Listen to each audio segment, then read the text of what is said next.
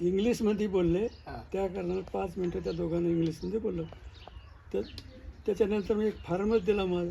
हां. फॉर्म दिला, मी ते फॉर्म घेतला. मग माझ्या मित्रापाशी आलो भरती होणार आहे. हां, हां. त्यांना म्हणलं, भाऊजी हे फलन नातेवाईक होता. अच्छा. भाऊजी म्हणलं, हे फॉर्म कसं काय? हां, जे शिकलेले लोक असतात हां. ते स्वतः वाचून पाहिल्याशिवाय सांगत नाहीत. बरं, पहिले त्याला कळतं की हां. हा बाबा हे असं आहे, ते नंतरच एक्सप्लेन करून मग सांगतो ते की असं. त्यानं वाचून पाहिलं, एकदमच म्हणला, भाऊजी म्हणलं तुम्ही भरती झाले म्हणलं. हे माझ्या डोळ्यातून अश्रू आले. अरे वा. कारण की मला जायचं नव्हतं हां, आणि अचानकच आलं. तर पुन्हा मग त्यांना मी शपथ घातली हां, की बाबा घरी सांगू नका, हां, हां. आलते आमच्या संग काय. अच्छा. म्हणजे भरती झाल्यानंतर तुम्ही घरी सांगू नाही दिलं. हां, सांगले. त्यांना शपथ घातली. हां, हां. हं. तिथे गेल्यानंतर मग ते तसंही करायला पण नंतर मग ते बॉस चांगला होता. हां, त्या बॉसनं म्हणला, शामराव म्हणला, हिंदी तर साफ येत गेली. हां. तर शामराव म्हणला, जब तक दस्तक नाही आती